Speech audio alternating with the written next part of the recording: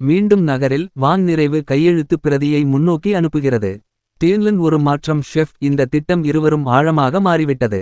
நிஜ ஆடிட்டர் ஃபங் டியன்லன் விசித்திரமான ஆசிரியர் வாங் புட்டாவை சந்தித்தார். அவரது தாமதமான கையெழுத்து பிரதிக்கு அவளை துரத்துவதற்கு ஒதுக்கப்பட்டார். அவர் ஒரு சொந்த ஊர் சாலை பயணத்தை சமர்ப்பிப்பதற்கான நிபந்தனைக்கு அவர் வேண்டுமென்றே கேட்டார். தங்கள் பயணத்தில் வாங் தனது தந்தையுடன் தனது சிறுவயது குழந்தை பருவத்தை நினைவுபடுத்துகிறார். டியான்மன் அமைதியாக தனது குழப்பமான வரைவுகளை ஏற்படுத்துகிறார். தனது நம்பிக்கையுடன் வெளிப்புறத்தில் கீழே உள்ள கடைசி வலியின் வெளிப்பாடுகளை வெளிப்படுத்துகிறார். டியன்லன் ஒரு அத்தியாயத்தை அமைப்பதற்கு உதவுகிறது. பீஜிங் போராட்டங்களைப் பற்றி விழித்தெழுந்தார். ரோகி எடிட்டர் கற்றல் ஆரம்பகால நினைவுகளை மேற்பரப்பில் சமாளிக்க கற்றுக்கொள்ளுதல். விங் ஒரு விண்மீன். கண்கள் புதுமைகளை. துரதிர்ஷ்டவசமாக காதல் மற்றும் துரோகம் செல்லுபடியாகும் போது அதன் சந்தேகத்திற்கு இடமளிக்கிறது. டியன்லன் தீம் தன்னை அங்கீகரித்து தன்னை பிரதிபலிக்கிறது. அவள் மாறும் நெருங்கிய வாங் மலை சுழற்றும். டான்ஸ்லன் நெசவு கதைகள் நூல்கள். மற்றொன்று ஒவ்வொரு மற்ற கண்டுபிடிப்புகள் அடுக்குகள் ஒரு முக்கிய இதய நெஞ்சை நினைவுபடுத்துகின்றன.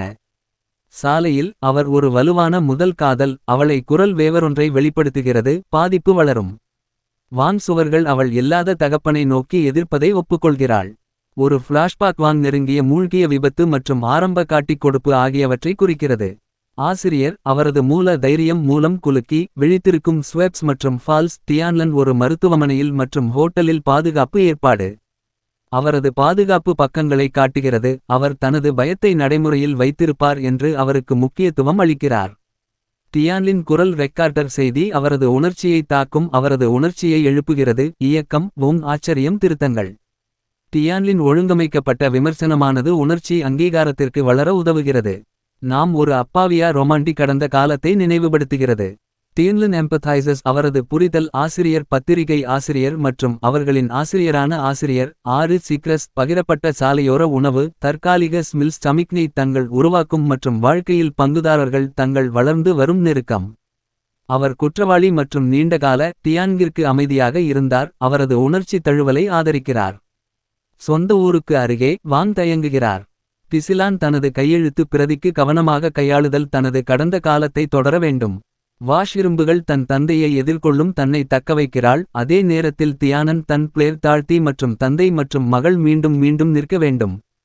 டியான்லா மத்தியஸ்தம் பதட்டத்தை தூண்டுவதோடு நீண்ட காலமாக தடைகளை தக்கவைத்துக் கொள்வது. இந்த குடும்ப வீடு வாங் பழைய கனவுகள் மற்றும் வருத்தங்கள் உயரும். டியான்லன் தனது கதையை மீண்டும் கட்டளையிட உதவுகிறார். அவரது நம்பிக்கையுடன் குரல் கொடுப்பது அவர்களின் உச்சத்தை அடையும். வாங் தனது இறுதி வரைவு முடிவடைகிறது. கடைசி கதையில் இரு கதையையும் இதயத்தில் பேக் கூறினார். டியன்லன் ஒரு மாற்றம் உணர்கிறது. இந்த திட்டம் இருவரும் ஆழமாக மாற்றப்பட்டது.